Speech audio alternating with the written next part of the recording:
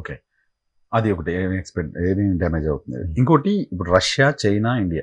చైనాలో సహకార సదస్సు జరిగినప్పుడు వెళ్ళారు కదా. సో ఈ 3 కంట్రీస్ కలుస్తున్నారు, వీళ్ళంతా ఒక గ్రూప్ గా యాక్టివ్ గా పనిచేయబోతున్నారు లాంటి ఒక ఇంప్రెషన్ వరల్డ్ వైజ్ గా చూస్తున్నాం సదస్సు తర్వాత. దాని ఇంపాక్ట్ ఏ మేరకు ఉంటుంది యుఎస్ పైన, యుఎస్ థాట్ ప్రాసెస్ పైన? ఉంటది కానీ వాళ్ళు లాంగ్ టర్మ్ థింక్ చేస్తుండ్రా, షార్ట్ టర్మ్ థింక్ చేస్తుండ్రా తెలియదు. ఎవరు ఈ ముగ్గురా? లేదు, యుఎస్. ఈ ముగ్గురు కొద్దిగా లాంగ్ టర్మ్ థింకర్సే మొదటి నుంచి కూడా. ఎందుకంటే మనకి ఇక్కడ కాంగ్రెస్ ప్రభుత్వం వచ్చినా కూడా, బీజేపీ ప్రభుత్వం వచ్చినా కూడా, లేకుంటే మళ్ళీ ఇంకేదో ఆ ఉత్తరప్రదేశ్ ప్రభుత్వం వచ్చినా కూడా పెద్ద మోడిఫై ఇంటర్నేషనల్ రిలేషన్స్ లో మనకు పెద్ద మోడిఫికేషన్స్ ఏం కనబడదు. ఏవో స్లైట్ మాటలు అరుపులు తప్పితే యాక్చువల్ మోడిఫికేషన్స్ ఏం లేవు. మనం 1990 నుంచి మెల్లగా అమెరికా సైడ్ షిఫ్ట్ అయినప్పుడు మన బీజేపీ ప్రభుత్వం ఉంది, కాంగ్రెస్ ప్రభుత్వం ఉంది, రెండు కూడా మెల్ల షిఫ్ట్ అయినా కూడా మనం ఎప్పుడు కూడా రష్యా వదిలిపెట్టలే. ఎందుకంటే ఇప్పుడు మనం కొత్తగా వచ్చిన మౌంతుడు కష్టం, ఇప్పుడు కొత్తగా కూడా కష్టం అన్నట్టు. సో ఇప్పుడు మనకు తెలిసింది ఏంటంటే అమెరికాను మాత్రం నమ్మొద్దు ఎట్టి పరిస్థితుల్లో. మనం సొంతంగా మన మీద డిపెండెంట్ కావాల్సి తప్పితే అమెరికా మీద నమ్మదు. ఇంకా కొన్ని మీకు సింపుల్ ఎగ్జాంపుల్ చెప్తేనండి, మన దగ్గర ఈ మధ్యలో ఏదో ఒక పర్టికులర్ కంపెనీ ఏదో వాళ్ళు అమెరికా ఏదో శాంక్షన్ పెట్టి, అమెరికన్ ప్రభుత్వం మైక్రోసాఫ్ట్కి ఏం చెప్పిందంటే, నువ్వు అవుట్లుక్ అంటే మన అక్కడ కంపెనీ వాడే ఈమెయిల్స్ అని కూడా బ్లాక్ చేసి పడేది.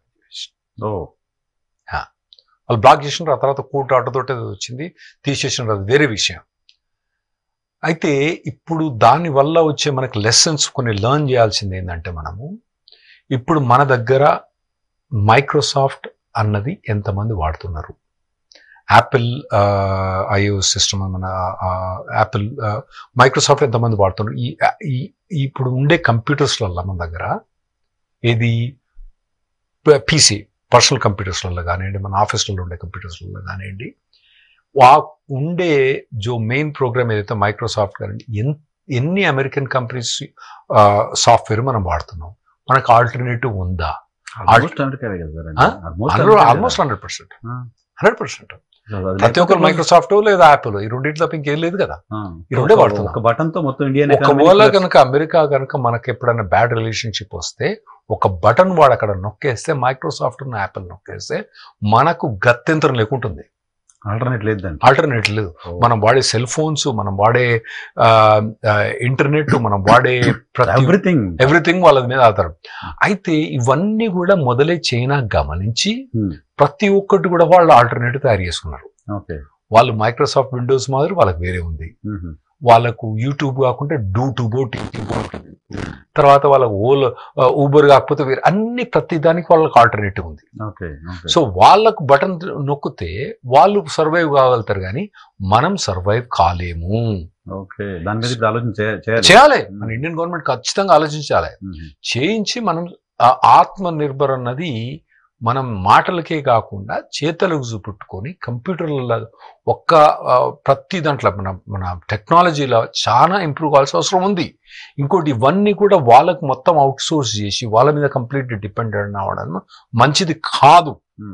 ఇప్పుడు మనం చూసినాం కదా యుక్రెయిన్ పరిస్థితి ఏమైందో, అక్కడ పోయిన తర్వాత ముడ్డెంబడి వీడే వానికి కాలడం మొదలు పెడతాడు. వాడు రష్యా వాడు కాలడం కాదు, వీడు అమెరికా వాడే కాలడం మొదలు పెడతాడు. సో ఇప్పుడు మనకు రేపు ఏమన్నా మంచి రిలేషన్షిప్, ఇప్పుడైతే రిలేషన్షిప్ బాగానే ఉంది, రేపు రిలేషన్షిప్ బాగలేకపోతే ఒకవేళ కనుక మైక్రోసాఫ్ట్ యాపిల్ కనుక ఒకవేళ బటన్ ఆఫ్ చేసి పడేస్తే మొత్తం కంప్యూటర్స్ అనేవి డౌన్ అయిపోతాయి. అలా ఉంటుందా? ఇంటర్నేషనల్ లా ఉంటుంది, ఇంటర్నేషనల్ చట్టాలు ఉంటాయి. ఇంటర్నేషనల్ అన్నది ఏం చట్టాలు ఉంటాయండి? There is no international law. ఎవరైతే చెప్తారో అన్ని పచ్చబద్దాలు. నేను మాస్టర్స్ ఆఫ్ ఇంటర్నేషనల్ లా చేసి చెప్తున్నా. ఇంటర్నేషనల్ లా అన్నది ఏం లేదు. లా అన్నది ఎప్పుడు కూడా ఇంప్లిమెంట్ చేయడానికి ఒకడు ఉండాలి. అంటే ఇప్పుడు మన దగ్గర పోలీసు ఉంటాడు, మనం పోయి ఎవరినో చంపేస్తామంటే పోలీసు వాడు వచ్చి కథం అరెస్ట్ చేస్తాడు, మనం చెప్తేనే వాడు వచ్చి అరెస్ట్ చేస్తాడు, ఇట్లా చంపుతానని చెప్తేనే వాడు వచ్చి అరెస్ట్ చేస్తాడు. మనం ఆ ఎన్ఫోర్స్మెంట్ అనేది ఉండాలి. ఇంటర్నేషనల్ ఎన్ఫోర్స్మెంట్ ఏది? పోలీస్ ఎక్కడిది, మిలిటరీ ఎక్కడిది ఎన్ఫోర్స్ చేయడానికి లేదు కదా. సో లా అన్నది ఎప్పుడు ఇంప్లిమెంట్ అయ్యడానికి దానికి ఎన్ఫోర్స్మెంట్ డివిజన్ అన్నది ఉండాలి. ఎన్ఫోర్స్మెంట్ డివిజన్ ఏది? International law. లా ఏంది? ఎవడు పాస్ చేసిండు? ఏంది? మనం ఆనర్ చేసినామా? దాని మీద సైన్ చేసినామా? మనకి ఎప్పుడైనా లా పుస్తకాల్లో ఇది లాని ఇంప్లిమెంట్ చేసినాం. ఇంటర్నేషనల్ లా అనేది ఏముండదు. ఎవరు తయారు చేశారు తెచ్చుకొని వాడుకుంటారు. ఆడేదో మాట్లాడుకుంటారు. ఇంటర్నేషనల్ కోర్ట్ ఆఫ్ జస్టిస్ లో ఎప్పుడు ఏం చేస్తారంటే ఎవడో ఏం చేస్తారంటే ఆ ప్రభుత్వం మారి వేరే ప్రభుత్వం వచ్చినప్పుడు ఆఫ్రికా నుంచి వాడిని తీసుకుపోయి అక్కడ పంపిస్తే వాడేదో ట్రై చేస్తాడు తప్పితే ఆ ఇంటర్నేషనల్ లా అనేది పనిచేయదు. ఇప్పుడు మన మీద పాకిస్తాన్ తప్పు చేసింది అనుకుందాం. తప్పు చేస్తే మనం పాకిస్తాన్ అసెంబ్లీని అక్కడ పంపించగలుగుతామా? పంపించలేం కదా. అట్లనే పుటిన్ మీద వీళ్ళు ఎప్పుడో పెట్టేసిండ్రు. ఓకే, మనం తర్వాత ఇంప్లిమెంట్ చేసి కూడా ఇవ్వడం ఇంటర్నేషనల్ లా అన్నది ఏం లేదు. ఓకే, సో ఆల్టర్నేటివ్ చూసుకోవాల్సి